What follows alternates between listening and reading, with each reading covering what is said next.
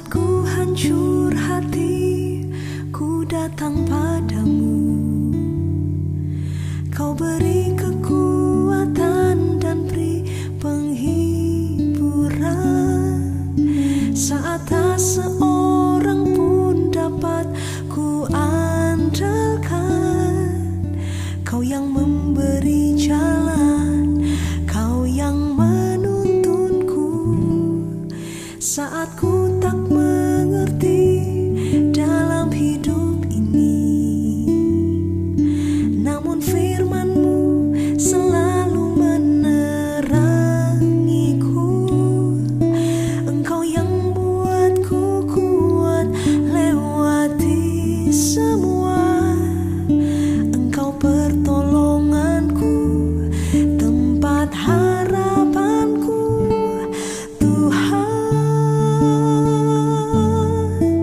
Ku percaya janji-Mu dalam hidupku.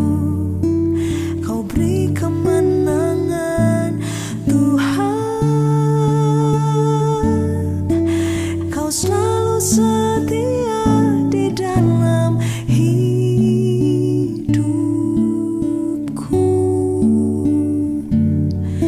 Kau berharga bagiku. Kaulah jaminanku dalam hidupku.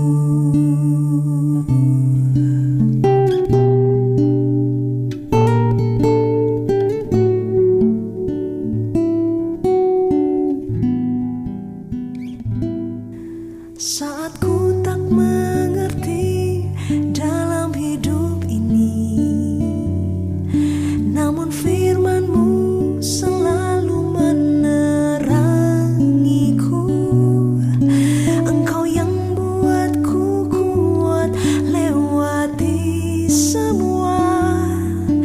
Engkau pertolonganku, tempat harapanku.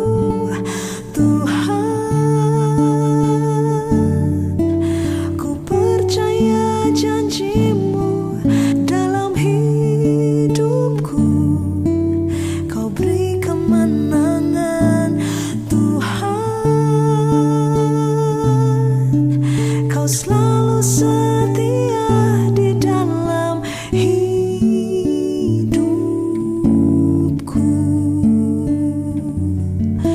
Kau berharga bagiku.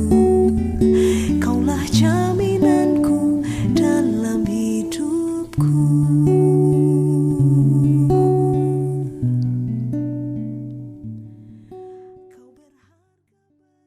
Shalom Jemaat Gereja Kristen Jakarta.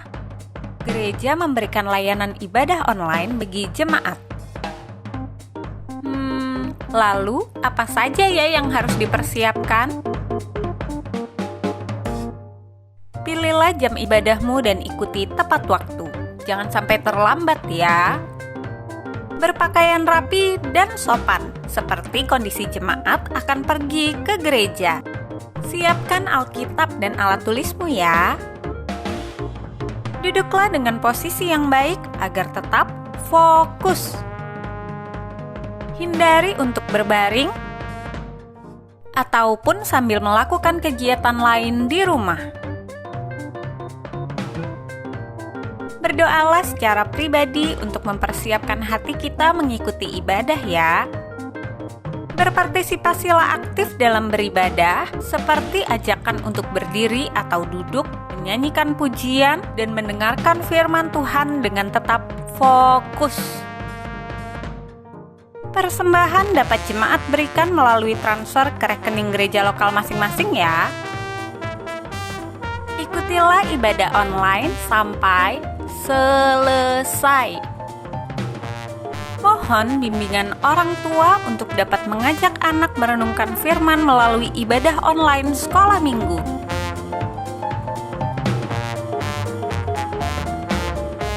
Selamat beribadah, Tuhan Yesus memberkati.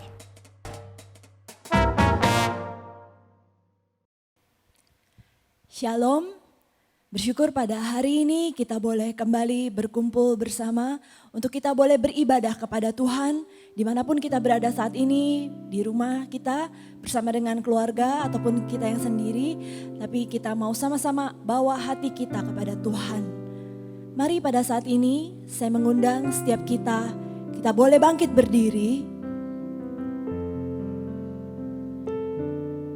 Marilah kita awali ibadah dengan pengakuan bahwa pertolongan adalah dalam nama Tuhan yang menjadikan langit dan bumi, yang memelihara kesetiaan sampai selama-lamanya dan tidak meninggalkan pekerjaan tangannya. Ibadah ini dimulai di dalam nama Bapa, Putra dan Roh Kudus. Tuhan berada di bait sucinya.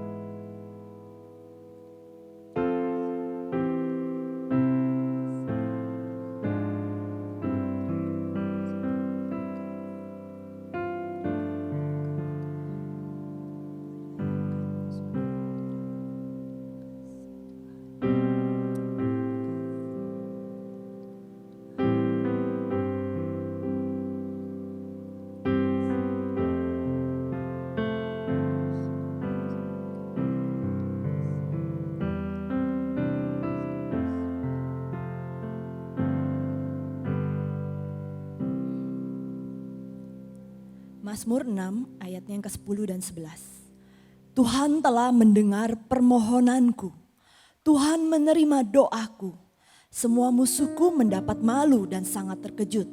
Mereka mundur dan mendapat malu dalam sekejap mata. Amin. Jemaat dipersilakan duduk. Mari pada saat ini, apapun yang kita alami hari demi hari, kita percaya bahwa Tuhan tetap menyertai kita. Dia berjalan di depan untuk memimpin hidup kita. Mari pada saat ini kita mau meninggikan Tuhan. Mari sama-sama kita bawa hati kita menyembah Dia lebih dalam. Karena begitu besar kasih setia Tuhan, sungguh nyata di sepanjang hidup kita.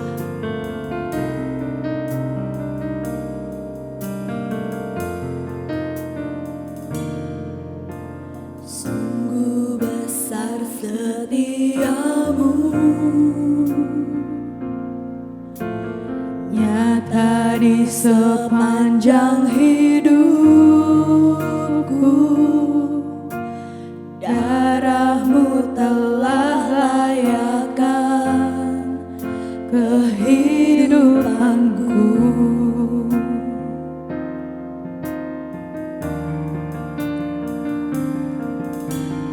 Tiada kata yang bisa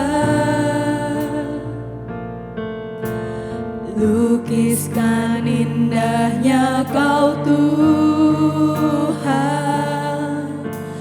Bagi-Mu segala pujian dan kemuliaan.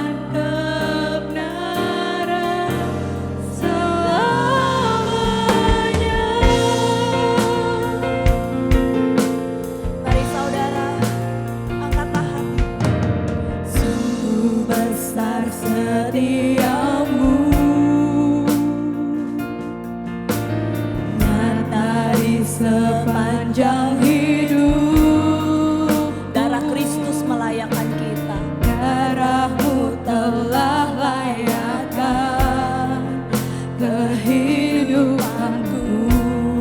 Sungguh tiada kata yang bisa lukiskan. Tiada kata yang bisa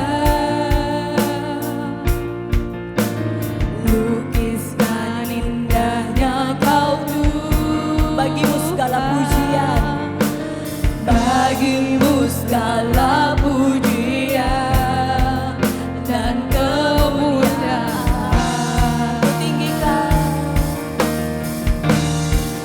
Kutinggikan Engkau Tuhan, melebihi segalanya, lebih dalam ku menyembah. Dalam roh dan kebenaran ku tinggikan Engkau Tuhan, melebihi segalanya, lebih dalam ku menyembah. Dalam roh dan kebenaran selamanya. Mari saudara, hidup kita selalu meninggikan Tuhan melebihi segala apapun dalam dunia ini, karena Tuhanlah pencipta dan raja kita. Dia pemilik hidup kita yang sudah menebus hidup kita. Mari kita mau hidup lebih lagi untuk selalu menyembah Dia di dalam roh dan kebenaran. Amin. Kutinggikan Engkau Tuhan, melebihi segalanya, lebih dalam ku menyembah.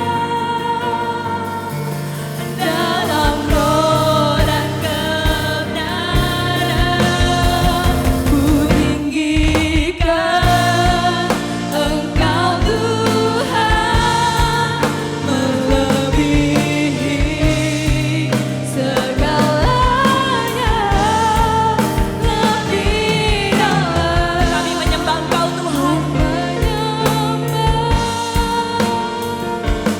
dalam roh dan kebenaran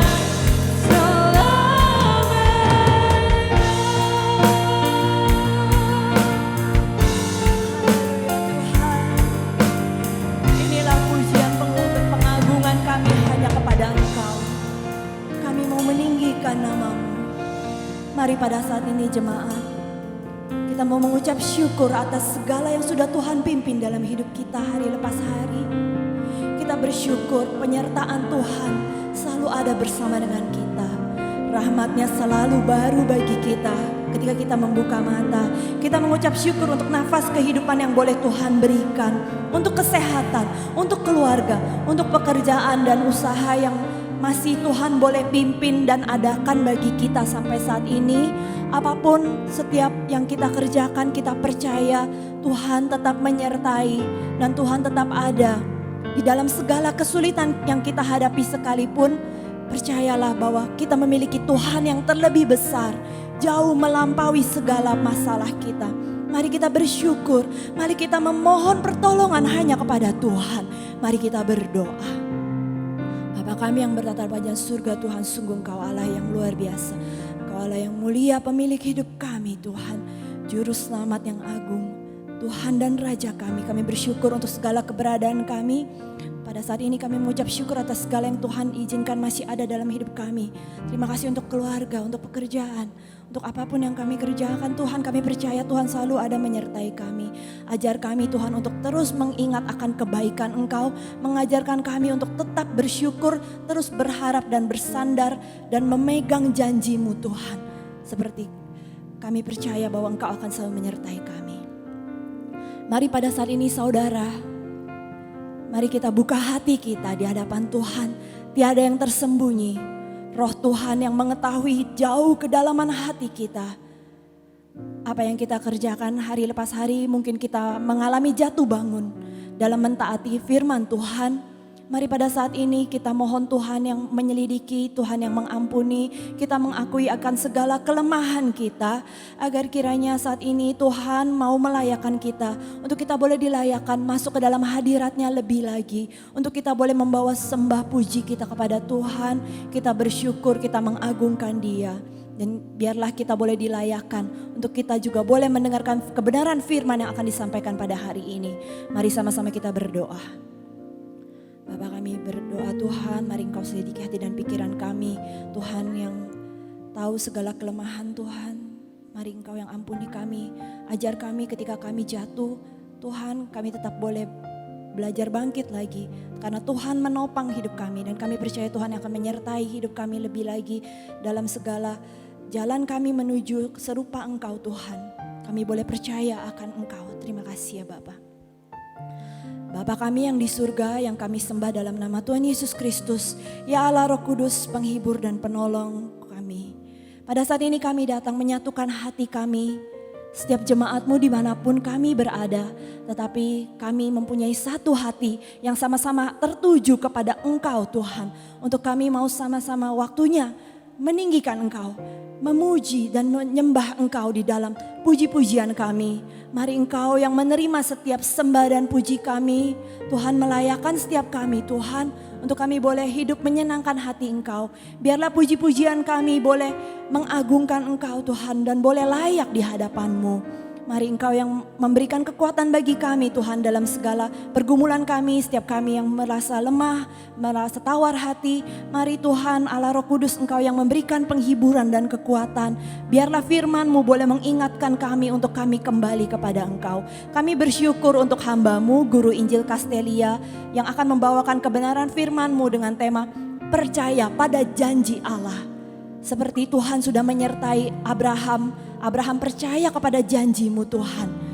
Kami juga mengikuti teladan Abraham karena kami percaya bahwa janji-Mu tidak hanya diberikan bagi Abraham, tapi juga bagi setiap kami yang percaya kepada Engkau. Terima kasih Tuhan, mari Engkau yang akan memimpin kebaktian kami dari awal pertengahan hingga akhirnya. Kami serahkan kepada nama Tuhan Yesus saja yang kami percaya. Terima kasih Tuhan, hanya demi nama Tuhan Yesus kami berdoa. Amin. Mari jemaat, pada saat ini kita boleh bangkit berdiri. Bersama dengan gereja Tuhan di segala abad dan tempat, kita akan mengikrarkan pengakuan iman kita. Pengakuan iman rasuli. Aku percaya kepada Allah, Bapa yang Maha Kuasa, Khalik langit dan bumi, dan kepada Yesus Kristus, anaknya yang tunggal Tuhan kita, yang dikandung dari Roh Kudus, lahir dari anak darah Maria, yang menderita sengsara di bawah pemerintahan Pontius Pilatus, disalibkan, mati dan dikuburkan, turun ke dalam kerajaan maut, pada hari yang ketiga bangkit pula dari antara orang mati, naik ke surga, duduk di sebelah kanan Allah Bapa yang Maha Kuasa, dan dari sana Ia akan datang untuk menghakimi orang yang hidup dan yang mati. Aku percaya kepada Roh Kudus, gereja yang kudus dan am, persekutuan orang kudus, pengampunan dosa, kebangkitan tubuh dan hidup yang kekal. Amin. Jemaat, pada saat ini setiap kita yang masih berdiri, kita boleh tetap berdiri untuk kita sama-sama memuji Tuhan dengan lebih semangat lagi. Kita mau sama-sama bersuka cita karena kita percaya ketika kita berjalan bersama dengan Tuhan, kita sama-sama sebagai umat pilihan, kita mau meninggikan panji Tuhan. Mari sama-sama kita naikkan pujian ini.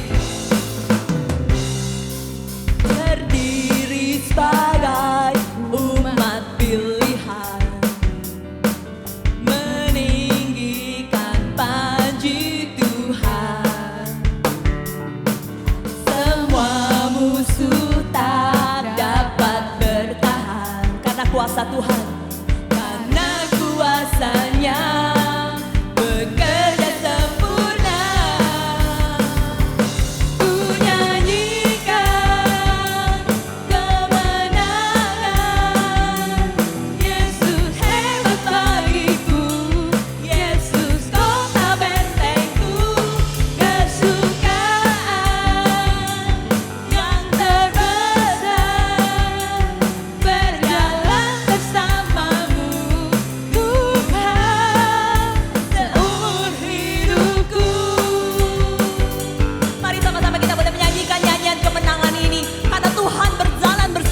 kita. Berdiri sebagai umat pilihan, meninggikan panji Tuhan. Semua musuh tak dapat bertahan, karena kuasa Tuhan bekerja. Kuasanya Bekerja sempurna. Ku nyanyikan kemenangan. Yesus sungguh hebat. Yesus hebat bagiku. Yesus kota bentengku. Kesukaan yang terbaik. Kita bisa berjalan bersama Tuhan. Berjalan bersamamu Tuhan seumur hidupku. Biarlah sukacita boleh memenuhi hati setiap kita, karena Tuhan sumber sukacita dan damai bagi setiap kita. Amin. Ku nyanyikan kemenangan. Yesus hebat bagiku. Yesus kota bentengku. Kesukaan yang terbesar. Berjalan bersamamu Tuhan. Berjalan bersamamu. Berjalan bersamamu Tuhan. Berjalan bersamamu Tuhan. Berjalan bersamamu Tuhan seumur hidupku. Haleluya. Biarlah setiap kita menjalani hari-hari kita percaya tangan Tuhan selalu memegang hidup kita, dan kita pegang janji Tuhan. Amin. Jemaat dipersilakan duduk kembali. Seperti Abraham terhadap janji Allah, ia tidak bimbang, malah ia diperkuat dalam imannya sehingga ia memuliakan Allah. Ia yakin Allah berkuasa untuk melaksanakan apa yang Allah sudah janjikan. Kita percaya bahwa Allah kita dari dulu, sekarang, dan selamanya tidak pernah berubah. Dia Allah yang setia, yang memegang janjinya bagi setiap kita yang mau percaya kepada Tuhan. Meskipun badai menerpa hidup kita, lembah begitu kelam, tapi tangan Tuhan pasti menopang kita.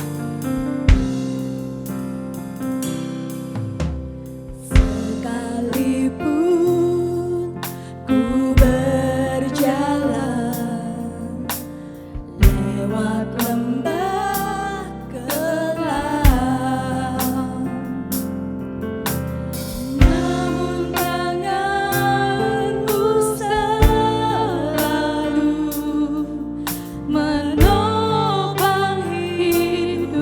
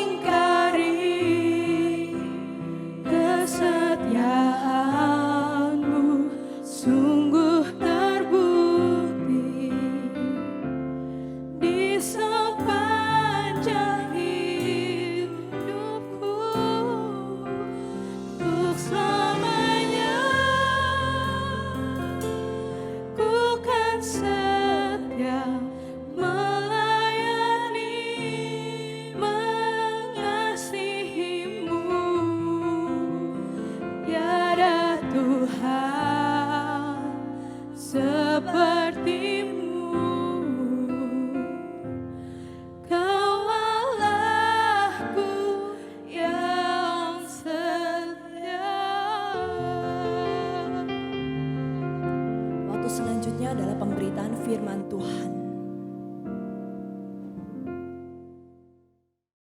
Shalom Bapak Ibu dan Saudara sekalian, saya sangat bersyukur sekali pagi ini dapat melayani Bapak Ibu dan Saudara sekalian dimanapun Saudara berada, seluruh jemaat GKJ.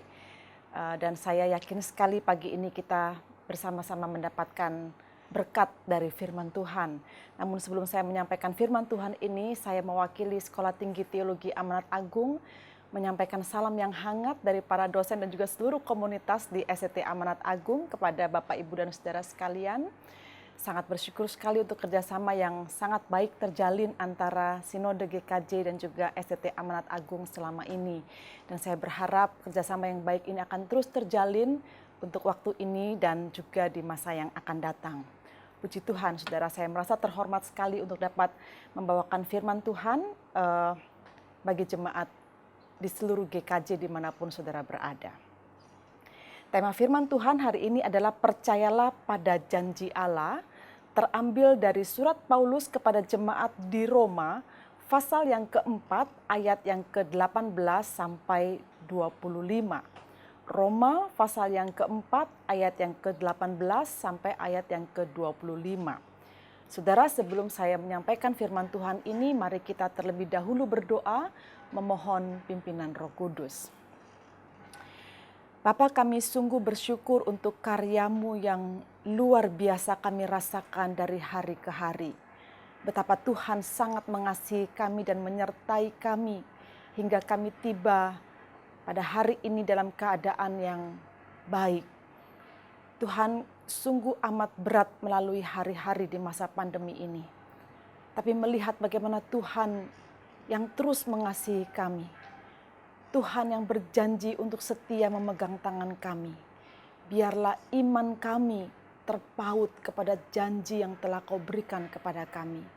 Sehingga ketika kami menjalani hari-hari kami dapat terus menambah iman kami, rasa percaya kami kepada Tuhan. Untuk apapun yang kami hadapi, kami yakin Tuhan beserta dengan kami. Kiranya firman Tuhan hari ini yang akan ditaburkan oleh hamba-Mu dapat sungguh tertabur di tanah hati jemaat Tuhan yang terbaik. Sehingga firman ini dapat bertumbuh dengan subur, berbuah dengan lebat. Dan firman ini sungguh menjadi kekuatan bagi langkah kehidupan kami pada hari-hari yang akan kami lewati.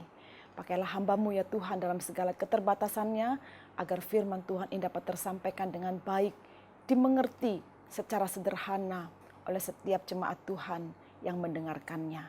Di dalam nama Tuhan Yesus Kristus kami berdoa. Amin. Saudara, kita akan membaca dari Roma pasal yang keempat, ayat yang ke-18 sampai ayat yang ke-25.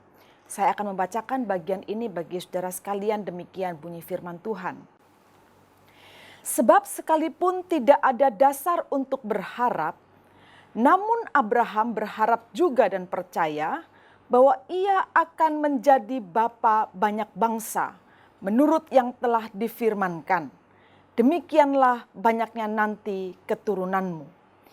Imannya tidak menjadi lemah walaupun ia mengetahui bahwa tubuhnya sudah sangat lemah karena usianya telah kira-kira 100 tahun dan bahwa rahim Sarah telah tertutup.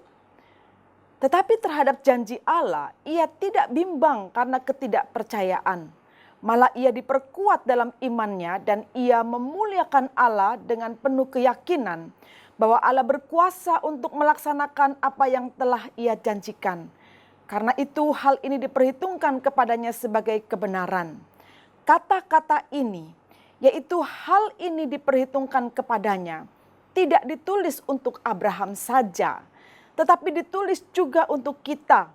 Sebab kepada kita pun Allah memperhitungkannya, karena kita percaya kepada Dia yang telah membangkitkan Yesus Tuhan kita dari antara orang mati, yaitu Yesus yang telah diserahkan karena pelanggaran kita dan dibangkitkan karena pembenaran kita. Puji Tuhan. Saudara, yang berbahagia adalah yang mendengarkan firman Tuhan, menaruh di dalam hatinya, dan berkomitmen sungguh-sungguh untuk melakukan dalam kehidupannya sehari-hari. Saudara, saya yakin sekali banyak di antara kita punya pengalaman di mana kita sudah merasa lelah untuk berharap. Dan bahkan cenderung ingin berhenti untuk berharap karena merasa tidak ada kemungkinan dari apa yang kita harapkan itu bisa terwujud. Misalnya saja cerita ini pasti banyak terjadi di antara kita selama ini. Misalnya saja pada saat salah satu anggota keluarga kita tergolek dalam kondisi sakit, lemah, tidak berdaya karena sakit yang sudah sangat terminal. Dokter pun sudah angkat tangan misalnya. Dan bahkan sudah berupaya untuk terus berdoa, tetapi nampaknya orang yang kita kasih ini tidak kunjung sembuh juga. Dan bahkan kalau melihat dari sisi dana yang kita miliki ini, dana untuk perobatannya itu semakin terus membengkak dan rasanya sudah tidak tahu lagi mengambil sumber dari mana.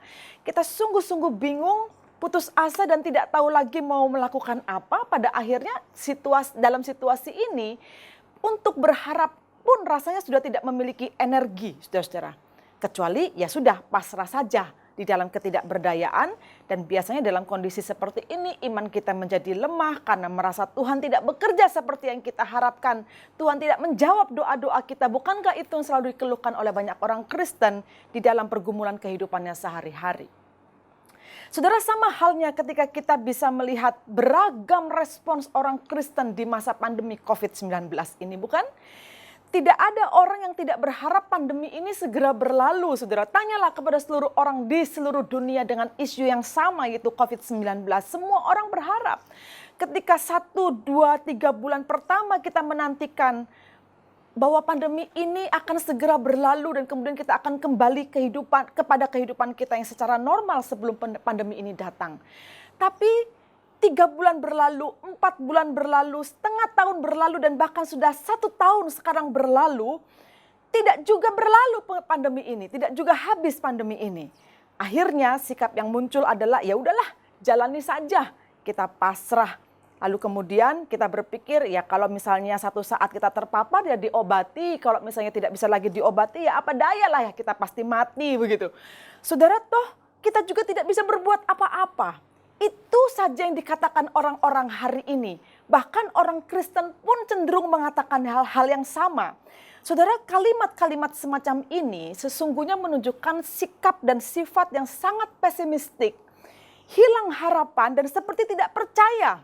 Karena iman sudah cenderung menjadi goyah dan sulit untuk bisa menerima bahwa di dalam hidup ini banyak sesuatu yang terjadi, banyak hal terjadi di luar kendali kita.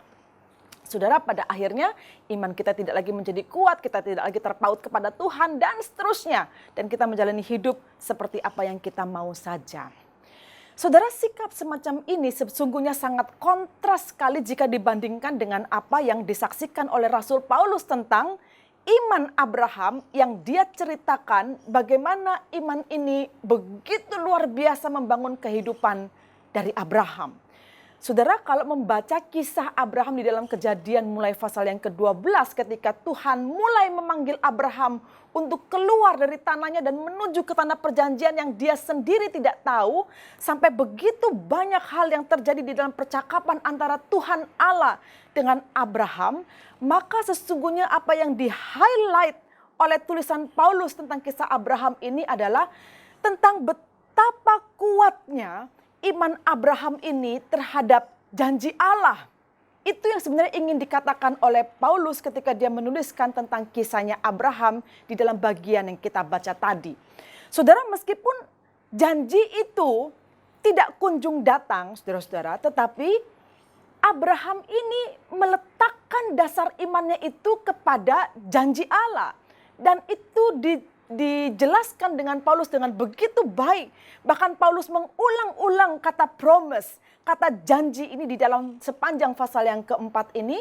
Kalau saudara melihat di ayat yang ke-13, ayat yang ke-14, ayat yang ke-16, ayat yang ke-21, di dalam ayat-ayat yang saya sebutkan ini muncul paling tidak 4 kali kata promise atau janji yang menegaskan bahwa Abraham ini memang orang yang menerima multi janji.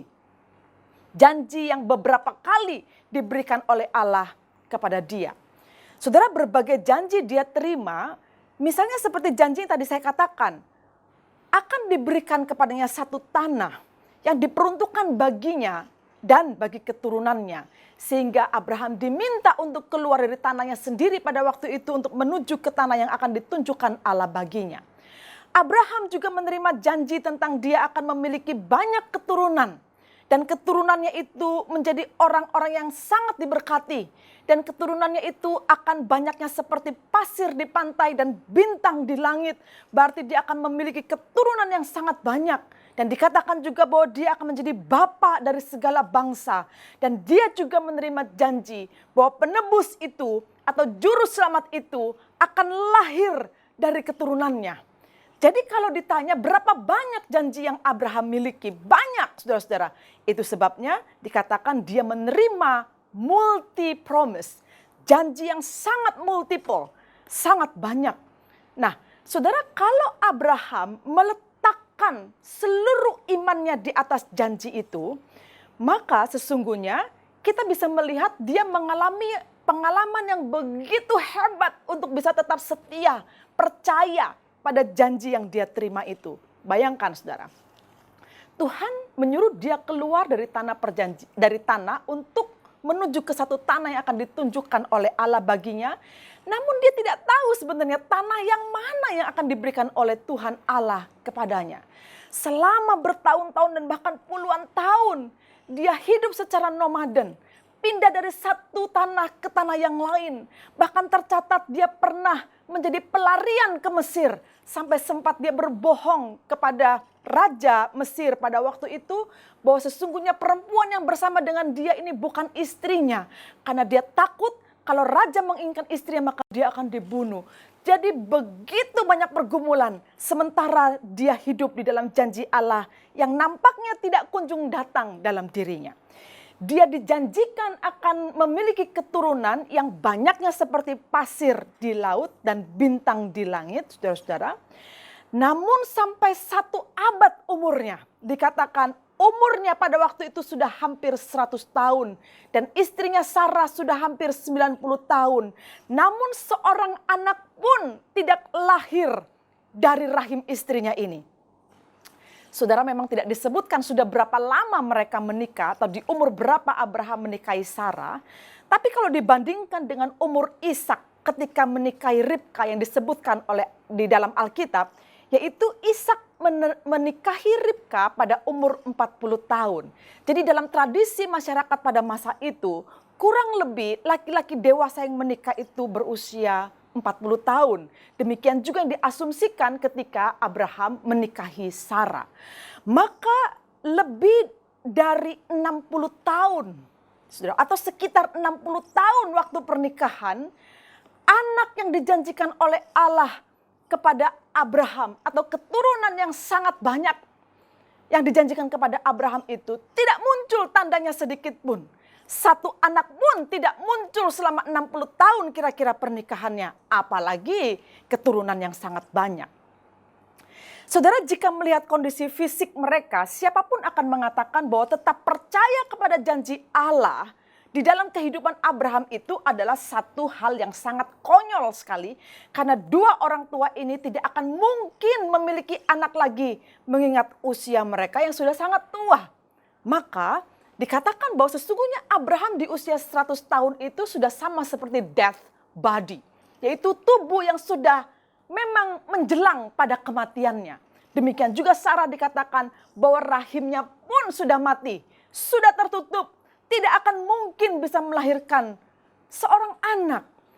Jadi saudara-saudara, bagaimana mungkin orang yang sudah begitu tua, tubuhnya sudah lebih dekat kepada kematian daripada melahirkan kehidupan dari rahim istrinya itu, tetap saja percaya kepada janji Allah yang semakin lama dalam hidupnya itu semakin terasa mustahil. Aneh sekali memang melihat perjalanan iman dari Abraham ini. Sampai-sampai kemudian Rasul Paulus menggambarkan situasi yang dihadapi oleh Abraham ini dengan mengatakan sebenarnya Abraham ini tidak ada dasar untuknya berharap, kata Paulus. Tetapi dia tetap juga percaya. Tidak ada dasar untuk berharap, tetapi tetap percaya. ini adalah satu pernyataan yang sangat unik, saudara. Biasanya orang untuk percaya itu harus ada dasarnya dulu gitu. Ada dasar pengharapannya. Misalnya saja ketika saudara akan menikah dengan seseorang, saudara sudah percaya sama orang ini bahwa orang ini baik. Ada dasarnya. Kenapa saudara mau menikah dengan dia, bukan? Karena saudara tahu bahwa pasangan ini orang yang baik. Orang yang dengannya saudara bisa menghabiskan waktu bersama-sama sampai tua. Jadi ada dasarnya untuk kemudian melakukan tindakan percaya kepada orang ini sampai kemudian mengambil dia sebagai pasangan hidup saudara. Tetapi Abraham tidak demikian. Sampai Paulus mengatakan tidak ada dasar untuk berharap, tetapi dia tetap juga percaya. Saudara, ini sungguh iman yang luar biasa. Sangat jarang ada orang yang bisa beriman penuh kepada Allah dan janjinya seperti yang dilakukan oleh Abraham. Bertahun-tahun, berpuluh-puluh tahun, dia tidak tahu sebenarnya Tuhan sedang membawa dia ke tanah yang mana. Berpuluh-puluh tahun dia menantikan anak yang akan lahir dari rahim istrinya sendiri, namun juga tidak kunjung datang, padahal Tuhan Allah berfirman kepadanya bahwa dia akan menjadi bapa segala bangsa. Dari mana kegenapannya? Sementara dia sudah melihat fisiknya sudah semakin tidak mungkin untuk mewujudkan janji itu. Saudara, itulah sebabnya iman kita ini, ya, kalau melihat di dalam cerminan iman Abraham, kita sering sekali tidak bisa beriman seperti Abraham, saudara-saudara. Kita memang betul menerima janji bahwa Tuhan pasti melindungi dan menolong kita, katakanlah demikian. Tetapi ketika kita berada di dalam pergumulan yang hebat, ketika kita berada di dalam satu kondisi yang tidak pasti, otomatis biasanya justru kita sibuk dan panik sendiri mencari pertolongan ke sana kemari yang kita upayakan dari diri kita sendiri. Seolah kita merasa bahwa Tuhan itu terlalu jauh atau terlalu lambat, lebih lambat kerjanya daripada kalau kita melakukannya atau mengatasi persoalan ini sendiri. Saudara, itu sebabnya akhirnya memang iman kita sulit sekali bertumbuh. Karena kita tidak merasa kedekatan kita dengan janji Tuhan itu. Memang betul kita tahu, jadi janji itu hanya ada di dalam pengetahuan, tetapi tidak muncul dalam kenyataan kehidupan sehari-hari. Saudara, itu yang dialami oleh kebanyakan orang percaya hingga hari ini. Nah, ketika Paulus mengutip cerita iman dari Abraham, dia menunjukkan iman seperti Abraham ini amat sangat jarang ditemui. Oleh karena ketika dia dalam keadaan yang tidak menentu, ketika segala sesuatu nampaknya tidak akan mungkin terjadi melalui dirinya. Bahkan ketika rasanya menjadi bapak segala bangsa itu sudah menjadi absurd, sudah menjadi tidak jelas. Bahkan kemana tanah yang terakhir dia akan berlabuh juga dia tidak tahu. Namun dia tetap berjalan di dalam rasa percayanya kepada janji Tuhan itu yang tidak bisa bergeser dari dirinya. Saudara, seorang pengkhotbah dan penafsir kitab suci bernama James Montgomery Boyce. Dia mengatakan begini, frasa atau kalimat yang dituliskan oleh Paulus tentang tidak ada dasar untuk berharap, tapi tetap percaya, dalam tulisan Paulus ini merupakan definisi terbaik tentang iman di sepanjang perjanjian baru yang pernah dia temukan. Demikian Boyce mengatakan, tidak ada dasar untuk berharap tapi percaya. Itulah definisi terbaik tentang iman yang pernah dituliskan di sepanjang kitab perjanjian baru ini.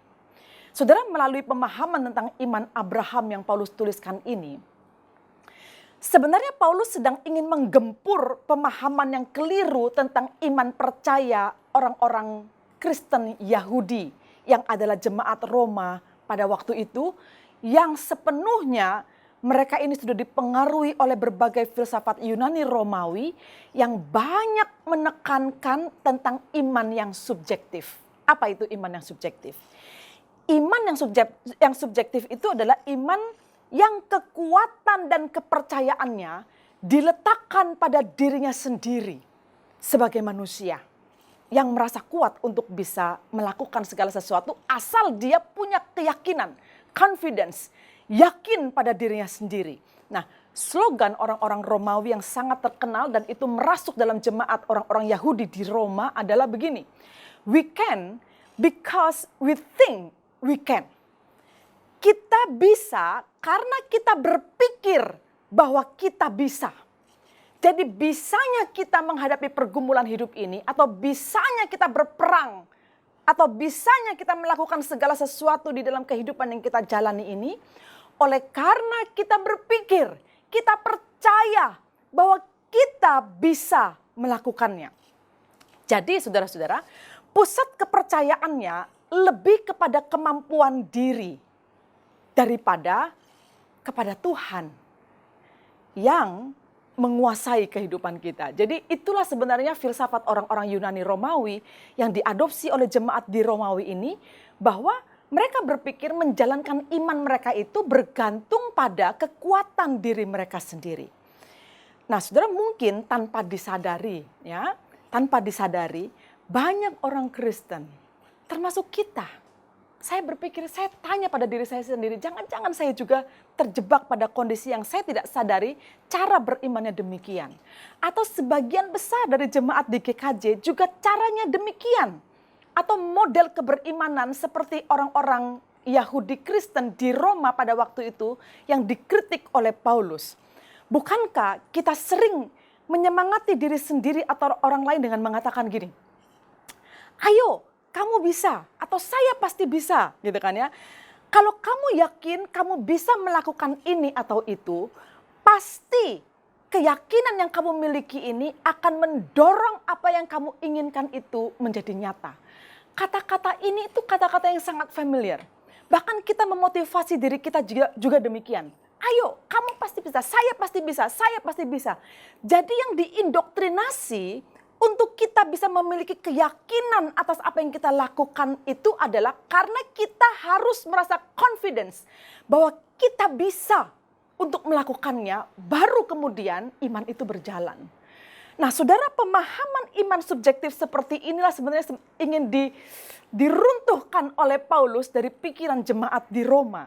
Bahwa starting point-nya itu bukan karena kamu bisa. Karena sesungguhnya kita tidak bisa. Begitu banyak pergumulan dalam hidup ini yang tidak terkendali oleh kita. Saudara, begitu banyak cara orang mengatasi pandemi hari ini. Sudah 1 tahun berlalu, tapi dunia ini belum juga bebas, bukan? Ada begitu banyak dari pergumulan kehidupan kita sendiri. Berupaya untuk mengatasi, berupaya untuk melakukan segala sesuatu agar kita terbebas dari pergumulan ini. Juga kadangkala kita menemukan jalan buntu. Artinya, saudara-saudara, melalui kisah Abraham yang ditunjukkan oleh Paulus kepada kita bahkan hari ini atau kepada jemaat Roma pada waktu itu adalah slogan atau faham yang mengatakan bahwa oh, kita pasti bisa, asal kita confidence kita pasti bisa. Itu tidak akan mungkin bisa terjadi. Dan bukan begitu cara orang Kristen membangun imannya. Keberimanan kita, saudara-saudari, dalam pandangan Kristen atau pandangan teologi Kristen, tidak didasarkan pada apa yang kita punya, atau tidak didasarkan pada apa yang bisa kita lakukan, tetapi pada apa yang ada pada diri Tuhan, yaitu pada janji yang Tuhan berikan kepada kita. Disitulah kita meletakkan dasar iman kita. Jadi benar yang Paulus katakan bahwa cara beriman yang benar bagi orang percaya adalah sepenuhnya berpusat kepada Allah dan janjinya. Dan bukan pada kekuatan diri kita sendiri. Saudara, lalu Paulus memberikan contoh iman dari Abraham, bapa leluhur kita ini dengan lebih detail di dalam pemahaman yang memang sudah dimiliki oleh orang-orang Yahudi pada waktu itu. Seperti Abraham katanya, pada dirinya sendiri dia tidak punya kekuatan dan kuasa untuk bisa memiliki anak di usianya yang sudah 100 tahun dan di usia istrinya yang sudah 90 tahun. Tetapi Allah bisa melakukannya dan dia percaya itu. Meskipun saudara-saudara sempat dalam pergumulan itu, Sarah istrinya sempat merasa goyah. Dan pada akhirnya dia memaksa Abraham untuk tidur dengan Hagar, hamba perempuannya yang lebih muda itu, agar bisa memiliki anak mungkin keturunan yang dimaksudkan itu bukan dari rahimku, tapi dari rahimnya Hagar, hamba perempuan yang kita miliki itu. Jadi saudara-saudara, sebenarnya yang goyah di sini bukan Abraham, tapi Sarah. Sarah yang membelokkan janji Allah ini untuk digenapi dengan cara yang berbeda. Tetapi saudara-saudara, dengan kuasa Allah itu, akhirnya Allah menunjukkan kepada Sarah, bukan Hagar, bukan keturunan Hagar yang dimaksudkan, bukan anak dari Hagar yang akan diberkati untuk menjadi bangsa-bangsa yang besar itu. Tetapi dari rahimmu, dari rahim yang dikatakan orang sudah mati itu, akan lahir anak yang kemudian dikatakan sebagai anak perjanjian. Saudara, celakanya cara kita beriman ini persis seperti Sarah. Jadi kita berupaya membelokkan, kita berupaya mengendalikan maksud Allah agar janji bisa digenapi tetapi sesuai dengan jalan pikiran kita sendiri. Saudara, kita mencari berkat itu dengan cara kita sendiri. Bukan dengan bagaimana cara kita percaya kepada janji Tuhan untuk menuntun kita kepada berkat itu. Maka tidak heran saudara-saudara, hanya demi supaya bisa punya uang lebih banyak, kita tidak pikir panjang bahwa apa yang kita lakukan itu salah dengan cara menipu orang misalnya. Atau untuk memiliki hidup dengan perekonomian yang lebih baik, maka kita menghalalkan segala cara dan kemudian kita katakan bahwa itu adalah berkat Tuhan. Bagaimana mungkin orang Kristen bisa mengatakan bahwa uang hasil korupsinya ini adalah berkat Tuhan. Yang dia katakan sebagian besar uang itu akan dia persembahkan kepada Tuhan untuk membangun sebuah gereja. Itulah cara orang membelokkan rencana Tuhan di dalam kehidupannya demi bisa memenuhi atau dikendalikan oleh pikiran dan hatinya sendiri. Dan Paulus katakan cara demikian bukan cara orang Kristen beriman. Kalau Tuhan mengatakan kepadamu tempuh jalan yang lurus meskipun itu berat, pikul salib itu, sangkal dirimu, ikut aku. Ya itulah jalan yang harus kita lalui untuk bisa merasakan penggenapan janji Allah itu kepada kita. Kita sering tidak sabar ketika kita hidup dalam penderitaan dan kesusahan, saudara. Kita cepat sekali ingin pergi dari sana dan berupaya untuk mencari jalan kita sendiri. Seperti Sarah, tapi beda dengan Abraham. Maka dikatakan bahwa sesungguhnya memiliki iman seperti Abraham ini sangatlah tidak mudah. Karena kecenderungan iman manusia ini atau kecenderungan manusia ini untuk mengandalkan diri sendiri dan mengandalkan orang lain yang lebih kelihatan, yang lebih nyata itu amat sangat cenderung menjadi pilihan, saudara-saudara. Tetapi tidak demikian dengan iman Abraham. Sampai seorang teolog pernah mengatakan begini, Abraham ini benar-benar mendisiplin diri untuk selalu berpikir siapa Allah dalam hidupnya melampaui pemikiran dia tentang dirinya sendiri. Saudara, hanya orang yang mengutamakan atau yang mengedepankan atau yang sungguh-sungguh meletakkan Tuhan Allah di dalam Yesus Kristus dalam prioritas hidupnya, barulah mampu memiliki iman yang sangat objektif seperti ini, yaitu iman yang didasarkan pada perjanjian Allah kepada dia sebagai orang yang dikasihi oleh Allah. Saudara, pertanyaannya begini, bagaimana Abraham tetap bisa memiliki iman yang begitu kuat kepada Allah dan janjinya? Padahal seluruh circumstancesnya dia, atau seluruh lingkungannya, atau seluruh semesta ini tidak mendukung sebenarnya bagi dia untuk menerima janji itu. Seperti saya katakan tadi, usianya udah 100 tahun, bagaimana dia bisa punya anak dari dirinya sendiri atau dari rahim istrinya. Saudara, beberapa catatan penafsir ya ketika menguraikan tentang iman Abraham yang sangat terpaut kepercayaannya kepada janji Allah itu memiliki 3 pengertian utama yang ada dengan sangat kuat di dalam pemikiran Abraham. Yang pertama, dikatakan bahwa sangat kuat dalam pikiran Abraham tentang fakta bahwa Allah tidak pernah berdusta, bahwa Allah tidak pernah berbohong. Dan kalau sudah membaca di ayat yang ke-20 akan jelas sekali, di situ dikatakan bahwa Abraham ini sangat meyakini, sangat percaya bahwa Allah tidak akan pernah berdusta pada dirinya. Saudara, Abraham sedikit pun tidak pernah tidak yakin atau merasa bimbang terhadap janji Allah yang diberikan kepada dia. Jadi rasa percaya yang sangat besar inilah yang mendorongnya untuk tetap taat seberapa lama pun janji itu digenapi. Meskipun dia tidak bisa melihat dalam waktu yang dekat, meskipun dia tidak tahu destinasinya ini sampai di mana, tetapi dia tetap percaya. Bahkan saudara, ketika janji itu mulai menunjukkan tandanya, yaitu dengan lahirnya Ishak dari rahim istrinya. Ketika Ishak sudah mulai sedikit besar, lalu Allah masih terus melakukan testing terhadap ujian imannya itu dengan meminta agar Abraham mempersembahkan Ishak sebagai korban bakaran dan meletakkan dia di atas mezbah korban bakaran itu. Bayangkan saudara-saudara, mungkin kalau kita ini adalah Abraham, kita jadi marah sekali kepada Tuhan karena sepertinya Tuhan Allah mempermainkan kita.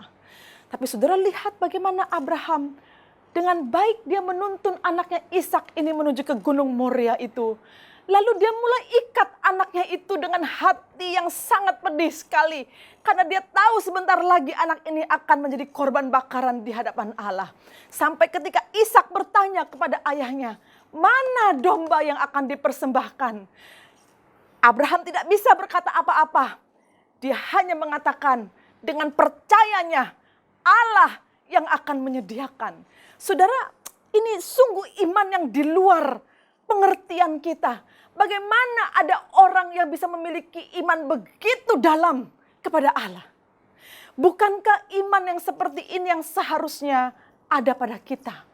Meskipun hidup kita ini seperti berjalan di pinggir-pinggir bahaya, meskipun kita seperti berjalan di dalam lembah bayang-bayang maut, bukankah rasa percaya itulah yang paling penting untuk kita kaitkan kepada janji Allah? Bahwa kita sungguh percaya Allah kita itu tidak pernah berdusta atas janjinya. Saudara, Paulus membawa pemikiran ini kepada orang percaya di zaman itu dan bahkan di zaman kita sekarang. Paling tidak tentang Allah yang tidak pernah berdusta ini pernah dikatakan oleh Paulus kepada Titus. Di dalam Titus 1 ayat yang kedua dikatakan, dan berdasarkan pengharapan akan hidup yang kekal yang belum permulaan zaman sudah dijanjikan oleh Allah yang tidak berdusta. Demikian dikatakan oleh Paulus. Saudara, jadi apa yang ada di dalam pikiran Abraham adalah Allah yang tidak pernah berdusta. Yang kedua, Abraham sangat meyakini dan sangat kuat pada pikirannya bahwa Allah itu setia. He is so faithful. Dia sangat setia. Artinya Allah bukanlah pribadi yang gampang berubah pikiran karena suatu kondisi tertentu. Saudara, Allah tidak sama dengan manusia yang gampang sekali berubah pikiran, bukan? Banyak sekali cerita bagaimana pernikahan hancur karena orang berubah setia. Pada saat dia menikahi perempuan atau laki-laki ini, berdua berdatang di hadapan Tuhan di dalam altar Tuhan, mengikat janji, sehidup semati. Baik atau tidak baik waktunya, sakit ataupun sehat, suka ataupun duka, kelimpahan atau kekurangan, aku akan tetap bersama denganmu, janji, wow, sumpah di hadapan Tuhan. Tapi ketika pernikahan itu berjalan sekian lama, merasa bosan dan merasa tidak cocok, lalu berubahlah pikiran masing-masing orang yang hidup di dalam sebagai pasangan ini, yang akhirnya berujung dengan perceraian. Orang menjadi unfaithful dengan begitu mudah. Tapi Allah tidak pernah. Bayangkan saudara, sejak pertama kali manusia itu jatuh di dalam dosa. Kalau saudara membaca di dalam kitab Kejadian pasal pertama dan pasal yang kedua, di situ disebutkan Allah langsung berjanji bahwa nanti keturunan perempuan ini akan meremukkan kepala ular itu sebagai sebuah janji mesianik bahwa akan nanti datang pembebas penebus, yaitu Yesus Kristus yang digenapinya ribuan tahun kemudian. 6.000 tahun kemudian. Tetapi dia tidak pernah tidak ingat akan janjinya. Dia adalah Allah yang setia. Saya kutip apa yang dituliskan oleh seorang teolog bernama Arthur W. Pink. Dia mengatakan demikian. Segala sesuatu tentang Allah itu besar, luas, dan tidak terbandingkan. Dia tidak pernah lupa, tidak pernah gagal, dan tidak pernah berubah pikiran atas firman yang telah dikatakannya. Itulah sebabnya Abraham yakin betul bahwa Allah tidak akan berubah pikiran terhadap janji yang pernah dikatakan kepadanya. Bagaimana dengan saudara? Apakah saudara bisa percaya betul kepada Allah yang setia, yang mengatakan kepadamu bahwa aku akan datang lagi kedua kali untuk memurnikan semua manusia di muka bumi ini, untuk memulihkan kita semua dari segala kesengsaraan dan sakit, dan memberikan kepadamu hidup yang kekal. Bukankah itu janji yang akan secara setia Allah pegang, dan Dia pasti akan datang dan menjemput kita bersama-sama? Tanya pada dirimu masing-masing, apakah saudara memiliki rasa percaya yang besar kepada Allah yang seperti ini? Yang ketiga, yang terakhir saudara ya, untuk melihat bagaimana Abraham kok bisa punya iman yang begitu dalam terhadap janji Allah ini. Yang ketiga dikatakan begini, bahwa sangat kuat ada di dalam pikiran Abraham bahwa Allah itu mampu. God is able. Bahwa Allah itu mampu. Paulus menuliskan bahwa Abraham memiliki keyakinan penuh akan Allah yang berkuasa untuk melaksanakan apa yang Dia janjikan. Saudara, pernah tercatat dalam satu tulisan tradisi ya, ancient literature atau literatur kuno. Ini sebuah percakapan yang terjadi antara seorang yang skeptik itu adalah orang yang peragu, orang yang tidak percaya kepada Tuhan, dengan Abraham. Ceritanya demikian, ini sebuah cerita ya saudara. Digambarkan bagaimana seorang skeptik ini berbicara kepada Abraham. Orang ini mengatakan, Abraham butuh mujizat bagi Allah untuk membuat kamu yang sudah tua ini memiliki anak. Jadi Allah pun membutuhkan mujizat, bukan cuma kamu yang membutuhkan mujizat. Allah pun membutuhkan mujizat untuk membuat kamu bisa punya anak, begitu. Lalu Abraham menjawab orang ini dengan ringan dengan mengatakan, betul katanya, betul. Tetapi tidak sebesar mujizat di mana Allah membuat segala sesuatu ada di muka bumi ini, dari yang tidak ada menjadi ada, hanya dengan perkataan yang keluar dari mulutnya. Dengan kata lain, Abraham mengatakan kepada orang skeptik ini bahwa sesungguhnya membuat mujizat pada dirinya yang orang tua ini untuk bisa punya anak tidak lebih berat dari apa yang pernah jauh lebih besar Allah lakukan, yaitu menciptakan dunia ini dengan segala isinya. Saudara, diamlah orang skeptik itu, dan kemudian Abraham mengatakan Allah tidak pernah membutuhkan mujizat bagi dia untuk menyatakan janjinya. Karena Dia sendiri adalah mujizat itu. He is able. Dia mampu mewujudkan apa yang Dia janjikan. Jadi Abraham itu percaya betul bahwa jika Allah berjanji, maka Dia pasti mampu membuat apa yang dijanjikannya itu menjadi nyata. Saudara, itu sebabnya Paulus mengatakan iman seperti Abraham ini yang kemudian diperhitungkan sebagai kebenaran.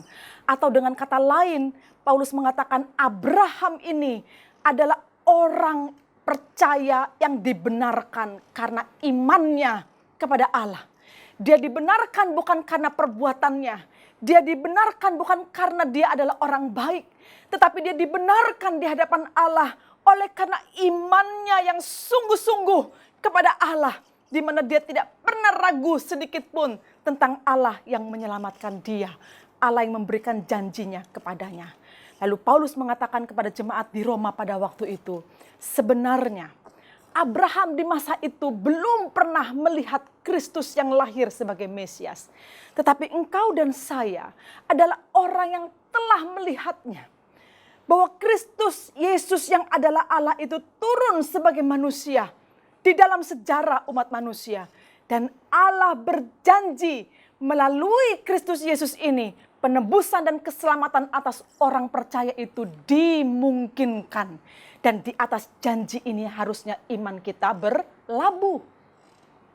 Saudara, di dalam hal inilah kemudian kita bisa melihat bahwa belajar dari rasa percayanya Abraham kepada Allah, sedemikian besarlah seharusnya rasa percaya kita kepada Yesus Kristus yang telah menyatakan dirinya sebagai juru selamat orang percaya, orang yang percaya kepadanya untuk menerima anugerah keselamatan itu.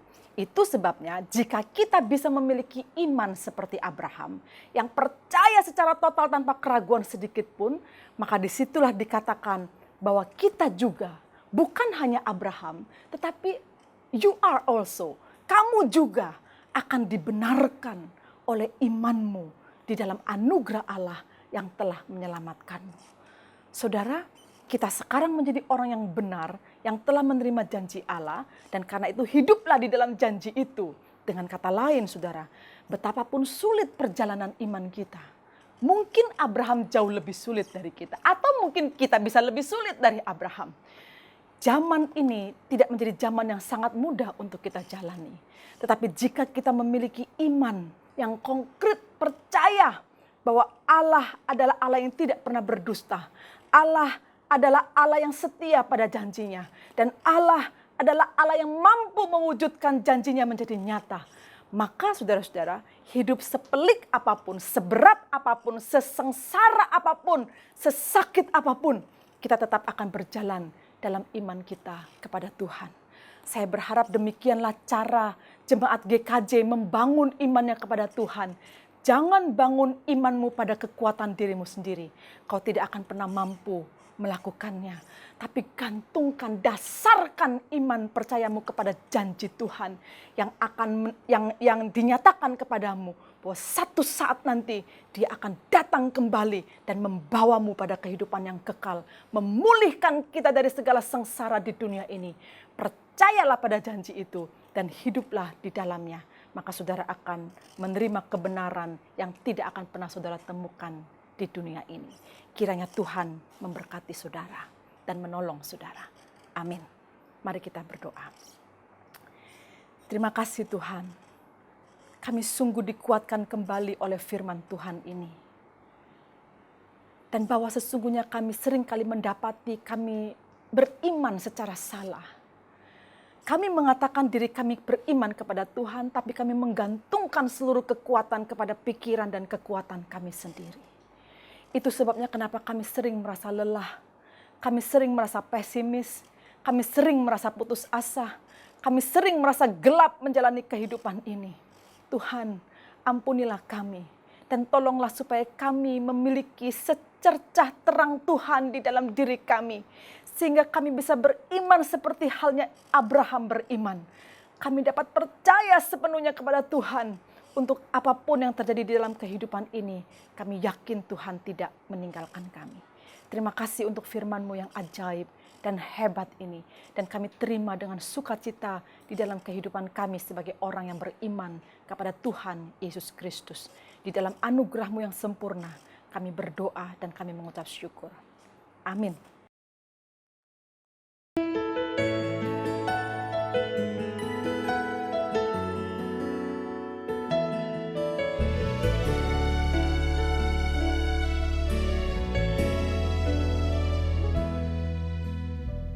Bersyukur pelayanan misi di Malakabelu masih berjalan.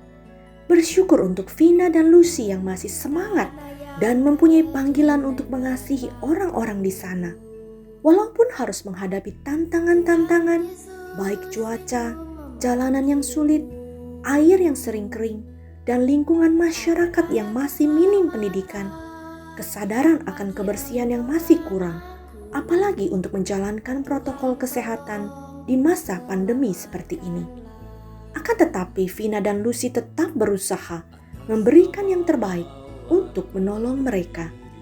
Setiap Senin sampai Kamis ada bimbingan belajar untuk anak SD dari pukul 9 hingga 11 siang dan SMP dari pukul 13 hingga 15. Hari Jumat adalah hari yang khusus untuk mereka berdoa dan puasa, berdiam diri dari segala kesibukan, dan fokus untuk berdoa, membaca firman Tuhan, dan bersandar pada Tuhan. Setiap hari Sabtu, mereka melakukan kunjungan ke desa-desa, termasuk kunjungan terhadap para lansia. Doakan untuk kerinduan mereka yang akan membentuk KTB, kelompok tumbuh bersama bagi para remaja. Kiranya orang tua mereka mengizinkan, sehingga dapat melihat pertumbuhan iman dan karakter yang lebih baik dari anak-anak mereka. doakan untuk bupati yang baru dilantik pada tanggal 19 Februari, agar bupati yang baru ini diberikan hikmat untuk dapat membangun Malakabelu dan memperhatikan masalah pendidikan dan kesehatan masyarakat yang masih minim. Kiranya shalom untuk Malakabelu dapat hadir di tengah-tengah mereka, di mana ada lilin-lilin yang kecil yang menerangi dengan kehadiran Vina dan Lucy dan kehadiran dari anak-anak yang mereka bina untuk menjadi berkat bagi masyarakat Belu, Malaka. Doakan agar Vina dan Lucy diberikan kesehatan, hikmat bijaksana untuk melayani, secara khusus di masa pandemi, agar mereka diberikan hikmat mengambil keputusan untuk semua pelayanan yang ada di sana. Tolong aku Tuhan untuk menyadari. Mari jemaat, pada saat ini saya mengundang untuk setiap kita boleh bersama-sama kita mau satu di dalam doa untuk mendoakan pelayanan misi yang masih dilakukan oleh Sinode GKJ. Kita bersyukur kalau GKJ masih boleh terus berbeban untuk boleh terlibat dalam pelayanan misi, menjalankan misi agung Tuhan di daerah-daerah dimanapun Tuhan percayakan. Kita bersyukur untuk hamba-hamba Tuhan yang boleh ditempatkan di setiap daerah. Mari sama-sama kita doakan pelayanan mereka agar kiranya Tuhan yang akan menyertai dan memimpin untuk mereka boleh tetap semangat dan mereka boleh tetap memberitakan kabar baik dimanapun mereka berada dan juga boleh memberitakan kasih Tuhan lebih lagi. Mari sama-sama kita berdoa. Bapak, kami saat ini bersatu hati Tuhan untuk kami berdoa mendukung untuk setiap pelayanan daripada misi di GKJ Tuhan. Kami bersyukur untuk setiap rekan-rekan yang masih boleh terus bersemangat untuk boleh terlibat di dalam pelayanan misi ke daerah-daerah Tuhan untuk memberitakan kabar baik, memberitakan kasih-Mu Tuhan. Dimanapun mereka berada, mari kami mendukung mereka untuk penyertaan-Mu, mereka boleh tetap semangat, mereka boleh terus percaya melangkah dalam yakin bahwa roh Tuhan selalu menyertai mereka. Dan kami juga bersyukur Tuhan bahwa GKJ boleh terus diberikan kecukupan Tuhan untuk juga boleh mendukung di dalam dana agar kiranya pelayanan misi Tuhan boleh semakin luas dan juga boleh menjangkau jiwa-jiwa bagi Engkau dengan lebih lagi. Terima kasih ya Tuhan, hanya demi nama Tuhan Yesus kami berdoa. Amin. Mari pada saat ini jemaat yang dikasihi Tuhan, kita akan mempersiapkan persembahan kita yang boleh kita berikan seperti biasa setiap minggu. Kita boleh lakukan melalui transfer ke rekening BCA dari gereja setiap kita dan ataupun melalui scan QRIS yang tertera di layar. Mari pada saat ini biarlah kiranya kita percaya bahwa Tuhan adalah kekuatan kita, tempat perlindungan kita, bahwa di badai menerpa pun kita tidak akan pernah goyah.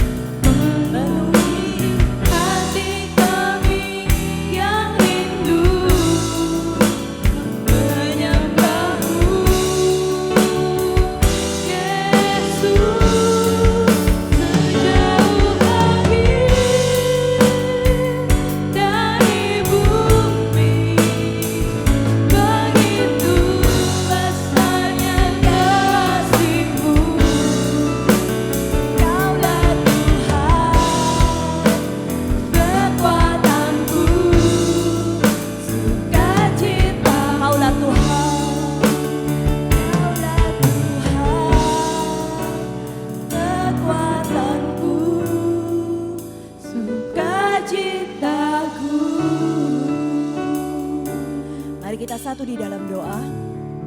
Bapa kami yang di surga, kami bersyukur Tuhan untuk kami pada saat ini. Minggu ini kami boleh bersama-sama menyembah Engkau Tuhan di dalam kebaktian kami online Tuhan. Kami bersyukur untuk setiap sembah puji yang boleh kami naikkan. Kami bersyukur untuk kebenaran firman-Mu yang sudah dibawakan oleh penginjil Castelia Tuhan. Kami bersyukur dan mari Engkau yang akan terus menyertai hamba-Mu Tuhan di dalam setiap pelayanannya. Terima kasih juga Tuhan pada saat ini kami boleh memberikan persembahan yang kami tahu semuanya berasal daripada-Mu Tuhan. Kami memberikan dengan penuh pengucapan syukur dan kami sungguh rindu Tuhan bahwa persembahan kami boleh sungguh dipakai untuk boleh mendukung setiap pelayanan Engkau Tuhan yang dilakukan oleh GKJ. Terima kasih Tuhan, hanya demi nama Tuhan Yesus kami berdoa. Haleluya, amin. Warta Sinode Gereja Kristen Jakarta.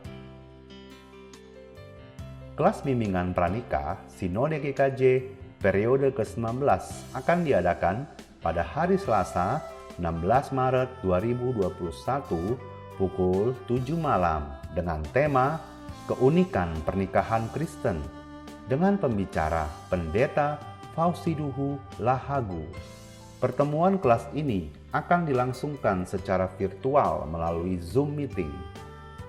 Kelas SMK Saya Murid Kristus yang kedua akan diadakan pada hari Kamis 18 Maret 2021 pukul 7 malam dengan tema Membangun Gambar Diri yang Alkitabiah. Peserta Room 1 dilayani oleh Guru Injil Frans Pasaribu. Peserta Room 2 dilayani oleh Guru Injil Mulyani Gulo. Kiranya seluruh peserta dapat mempersiapkan diri dan tepat waktu.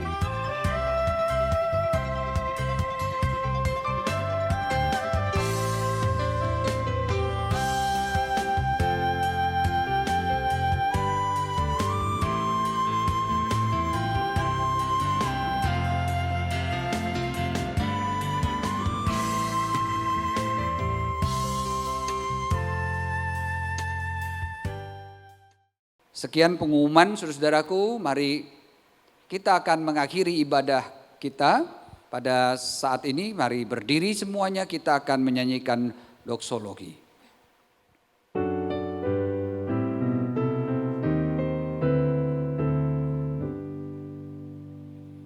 Puji Allah Bapa Putra, puji Allah Roh Kudus, ketiganya yang esa. Pohon selamat sumber berkat. Amin.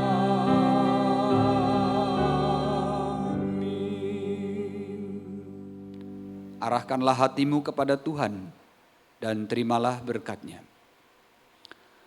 Kiranya kasih karunia dari Tuhan kita Yesus Kristus, anugerah dan damai sejahtera dari Allah Bapa, persekutuan, kekuatan dan penghiburan Allah Roh Kudus, menyertai saudara sekalian mulai dari hari ini, sampai Yesus datang kembali, sampai selama-lamanya. Amin. Amin. Amin.